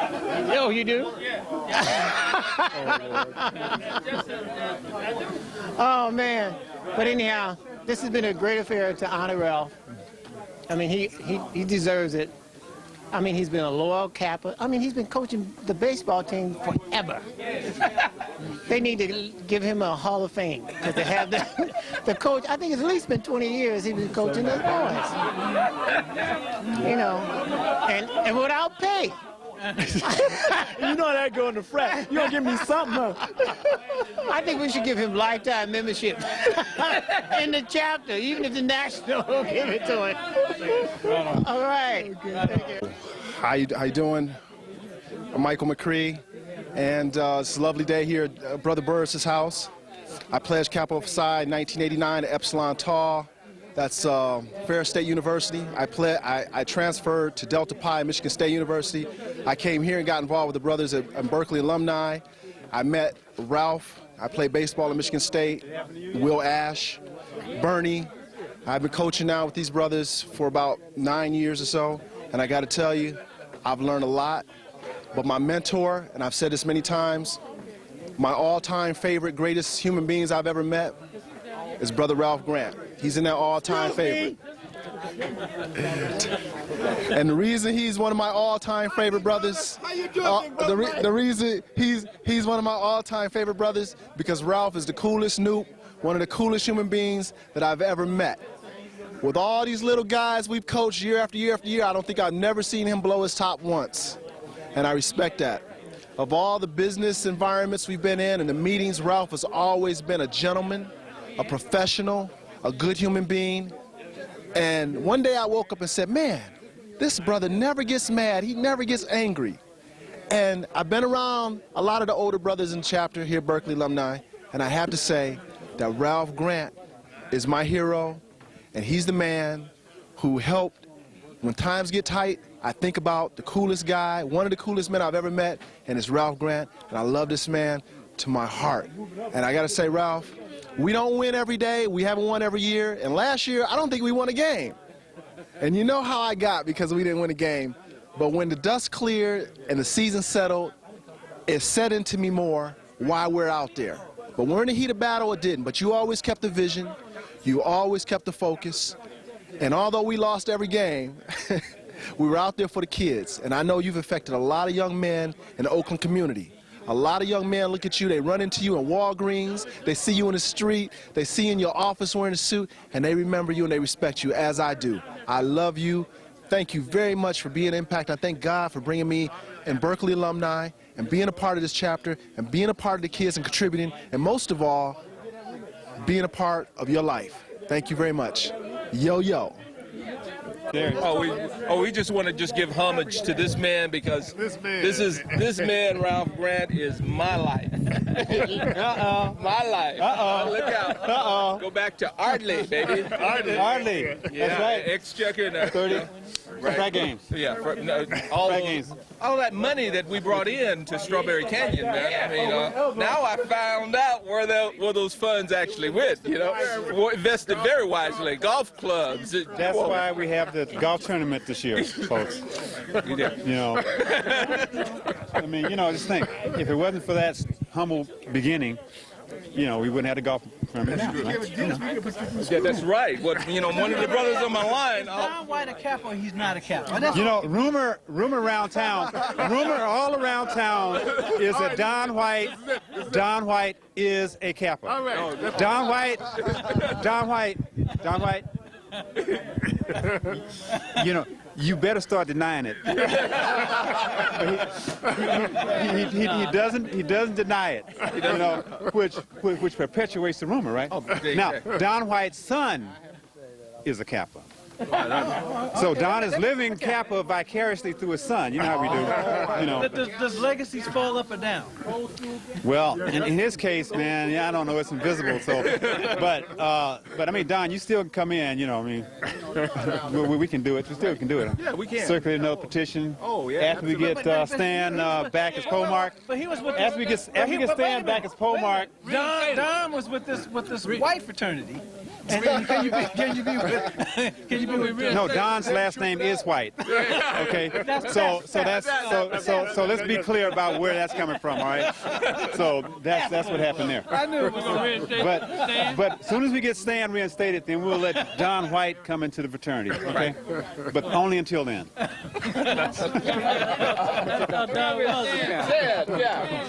JJ. Okay. Look here. We just wanted to make sure that we had a clarification. Are you on camera again? Is Don White a Kappa? No, Don, wait, Don White's son is a Kappa. Okay. Is he Junior? Huh? Is he Don White Jr.? No, his name is Mike White. No. Mike White. Make that statement again that you just made regarding Don White. See, stand wrong. No. John's keeping that for next week. No. Soon as we get No, I'm talking about don't take it. as soon as we get Stan Hall reinstated as Polemark at Berkeley Alumni, then we will get Don. Then we will bring Don White in to the fraternity. Oh yeah, through as alumni brother. So. Oh yeah, we're gonna bring. Understand? Understand? Understand what they're saying, though. Okay. What we're saying is that Don White will never be a Kappa. Okay. They're campaigning for you, buddy. Now you're correct. Guess what? You're absolutely right. Let me get out of here, man. Let me tell you because guess what? That shit ain't never happening. Yeah, that's a fact. I guarantee that Don will never be a Kappa. Is that what you're saying? Hey, because Stan Hall will never be reinstated. No. As far as I'm going, I'm gone. I have paid. I'm a dues paying member of Kappa outside. That's as far as it goes. Period. Peace. You sound like LBJ. We still behind you. Can we draft him, man? Look at nigga right here. Little nigger. We go with that, man. Now, Sugar Bear, you know, he was a student at San Francisco State. Right. And a little quiet. He was quiet. Good quiet. No, always quiet. Tell me what Fred Stevens used to say, man. What did he say? Who was that little gray-haired nigga running around here talking about he wanted to be a doctor? That's what Fred is. Little did he know that I was in the library studying, you know? It was a sugar bear. Yeah, right. Little gray-haired nigga running around here talking about he wanted to be a doctor. But it's always good to be around him because we know that we will always be in good company. Yeah. Right. Little did he know that he gave me this name, Sugar Bear. Ralph did. No, I didn't. No, it was his. Jackie Garrison gave you that name. No, that wasn't Jackie Garrison. Jackie Garrison gave you that name. No. She says, who is that? He was so sweet. Yeah, no. And she says, I know Stan. His wife might say the same. She says, I know Stan, I know Whitney, but who is that little Sugar Bear looking nigga? That was not Jackie, man. That was a chick in Berkeley, man. That was a chick in Berkeley, man. Yeah. Oh, yeah. That wasn't Jackie. That was in Berkeley. But she still was fine, though. Yeah, she still was fine. She was fine. Yeah, in fact, they were all Miss Bronze America. Right. Miss Bronze. Remember we used to go to the Fairmont. We used to go with you there. Yeah. Miss Teenage. What was the statement? You knew. What was the folks' name? You turned up the friend, and you knew, But who was the little sugar bear looking nigga y'all be with all the time? That's who we want to meet. That was not. Okay, we will Jackie. arrange I'm that. trying to remember You her bring name your now. friends, we bring our brothers, and we'll have a party, right?